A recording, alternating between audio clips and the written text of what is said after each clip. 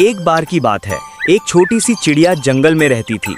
सर्दियों के दिन थे, ठंडी हवाएं चल रही थीं और खाने को कुछ नहीं मिल रहा था। चिड़िया पूरे दिन दाना ढूंढती रही, लेकिन कहीं भी अनाज का एक दाना तक नहीं मिला।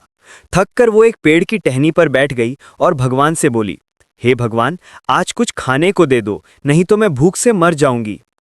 तभी पास के खेत में काम कर रहा किसान उसका दुख सुन लेता है। वो मुस्कुराकर कुछ दाने जमीन पर बिखेर देता है। चिड़िया खुशी से फुदकती हुई दाने चुगने लगती है और किसान को धन्यवाद देती है। उस दिन से चिड़िया ने एक सीख ली, मेहनत करते रहो पर उम्मीद कभी मत छोड़ो। ईश्वर हमेशा उनकी मदद करते हैं जो सच्चे दिल से कोशिश करते हैं।